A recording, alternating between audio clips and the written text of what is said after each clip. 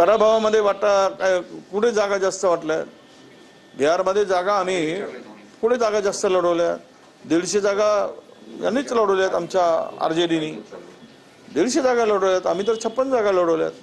त्यामुळे आणि महाराष्ट्राचा विषय काढू नका ना, महाराष्ट्रावर स्वतंत्र चर्चा आपण करू. त्यावर काय दानवेजींच्या सल्ल्याची आवश्यकता पडली तर तो सल्ला नक्की घेऊ त्यांचा. सशक्त लोकशाहीमध्ये हार जीत ही होत राहते आणि अर्थातच आम्ही मान्य केलं पाहिजे की ह्यावेळी त्यांच्या अलायन्सचा परफॉर्मन्स अर्थातच आत्ताचा जो डेटा सांगतोय त्याच्यात त्यांना खूप मोठं यश आलेलं दिसतंय. बिहारच्या लोकांनी त्यांच्यावर विश्वास टाकलाय असं दिसतंय पहिल्या ह्या ट्रेंड्समध्ये. त्याच्यामुळे मी नितीश कुमारजी हे ते कॅम्पेन लीड करत होते आणि हे यश हे नितीश कुमारजींचं आहे. त्याच्यामुळे त्यांना मी मनापासून शुभेच्छा देते. जातीचं राजकारण, देशविरोधी राजकारणाला बिहारच्या जनतेने कचऱ्याची टोपली दाखवलेली आहे आणि मी मगाशी घोषणा दिल्याप्रमाणे बिहारच्या निवडणुकीचे निकाल ही फक्त एक झाकी आहे. मुंबई महानगरपालिका अभी बाकी आहे. मुंबई महानगरपालिकेमध्ये जे महाराष्ट्राच्या विधानसभेत घडलं, जे आज बिहारमध्ये घडलं, त्याचीच पुनरावृत्ती मुंबई महानगरपालिकेत घडेल. राष्ट्रीय लोकशाही आघाडी आमची महायुती प्रचंड बहुमताने मुंबई महानगरपालिकेत निवडून येणार आहे. आता निकाल आहे, त्या निकालांच्या अनुषंगाने येणाऱ्या काळामधलं सरकार स्थापन होणार आहे. जे खेळाडूवृत्ती ठेवली पाहिजे हे सत्य आहे. त्यामुळे निवडून आलेल्यांच्या संदर्भात अभिनंदन करण्यासाठी कुठली अडचण नाही. मात्र एकंदरीत बिहारच्या झालेल्या ज्या निवडणुका आहेत या वोट चोरी या मुद्द्याच्या अनुषंगाने झाल्या होत्या आणि निवडणूक आयोगाने फ्री अँड फेअर या निवडणुका ती करत नाही आणि त्या संदर्भामध्ये याच्यावर काही प्रभाव झालाय का हे आगामी काही दिवसांमध्ये दूध का दूध पाणी का पाणी होईल. आणि हा सर्व जो बिहारमध्ये एवढं परिवर्तन आणि बिहार एवढा विकसित झालाय.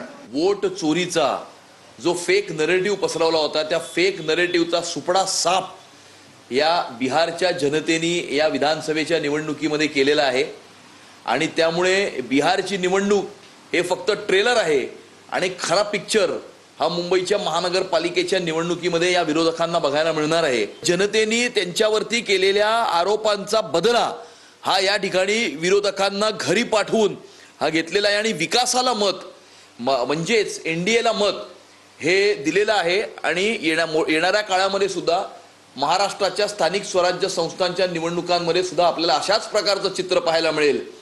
पूर्ण देशामध्ये ज्या ज्या निवडणुका झाल्या, ज्या ज्या निवडणुका होणार आहेत त्याच्यामध्ये NDAच तुम्हाला पुढे दिसणार आहे.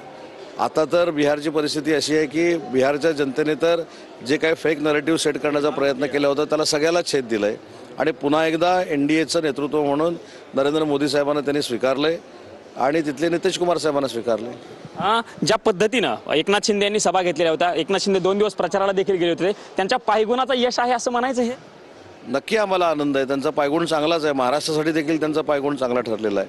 आणि ज्या दिवशी ते बिहारला निवडणुकीच्या प्रचारासाठी होते त्यांनी कॉन्फिडेंटली सांगितलं होतं की NDAचीच सत्ता म्हणजे नरेंद्र मोदी साहेबांवरचाच विश्वास बिहारची जनता दाखवेल, नितीश कुमार साहेबांवरचा दाखवेल आणि ते सिद्ध झालं. तुम्ही म्हणत होते आमचा विजय होईल, कालपर्यंत तुमचा दावा होता कारण तुमच्या सभांना मिळणारा प्रतिसाद तुम्ही म्हणायचे की आमचा प्रतिसाद चांगला आहे. हे असताना आता मात्र तुम्ही ज्ञानेश कुमारांवरती सगळं खापर फोडायला लागला. असं आहे की निवडणूक आयोगाची भूमिका निश्चितपणे निरपेक्ष नव्हती, पारदर्शक नव्हती, ही वस्तुस्थिती आहे. आणि ज्या पद्धतीनं 65 लाख मतदारांना वगळण्याची प्रक्रिया झाली ते कोणाचे मतदार होते? ते मतदार होते की जे दलित समाजाचे, मागासवर्गीय समाजातले, अल्पसंख्याक असतील किंवा त्या ठिकाणी अत्यंत गरीब वर्गातले असतील, मजूर असतील, ह्या सगळ्यांमधनंच त्या ठिकाणी जी मतदार होते ते कापले गेले. नाही पण निवडणूक आयोग म्हणतं SIRची प्रक्रिया योग्य पद्धतीने राबवली होती कारण त्यांनी सांगितलं की जे नावं ज्या लोकांचा मृत्यू झाला होता, दुबार नावं होती, तीच आम्ही कमी केलेली. राहुल गांधीजींनी स्वतःच्या पत्रकार परिषदेमध्ये उदाहरणासकट त्या लोकांना आणलं होतं आणि दाखवलं की ह्यांचं मतदान कसं कापलं गेलं, का कापलं गेलं आणि त्याच्यानंतरही याचा सगळा पुढचा उलगडा येणार आहे की कशा पद्धतीने मतचोरी झाली आहे.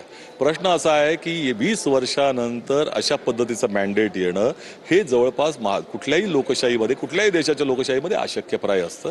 वस्तुस्थिती ही आहे की मॅच ज्या पद्धतीनं आज क्रिकेटचे खेळ घेतला तर पिच मीच ठरवणार, नियमही मी ठरवणार आणि अंपायर माझ्याच बाजूचा असणार आणि मग नंतर तुम्ही अपेक्षा करा तुम्ही लढा. आम्ही लढतोय कोणाच्या जीवावरती? जनतेच्या जीवावरती. आज ज्या पद्धतीनं मतदानच हायजॅक करून टाकायचं, मतदाराचा अधिकारच चोरी करायचं, त्याला जनता तरी काय करणार? तो महाराष्ट्रासारखी परिस्थिती दिसते, कारण महाराष्ट्रातही 200+ होते, इकडेही 200च्या आता सध्याचे कल दिसत आहेत ते फक्त 200+ झाल्याचं दिसतंय. महाराष्ट्र आणि बिहारची परिस्थिती काही वेगळी नाही असं म्हणायचं. संपूर्ण देश पातळीवरती हेच चाललंय आणि आता 13 राज्यांमध्ये SIR करणार आहेत. मग ह्याचा अर्थ काय आहे? का केला जातोय? तुम्हाला याचा मागचा उद्देश काय आहे? जिथे जिथे निवडणुका येणार तिथे अगोदर SIR केलं जातंय, म्हणजे जे आपले मतदार ऍड करायचे आणि विरोधी पक्षाची मतदारांना वगळून टाकायचं. आणि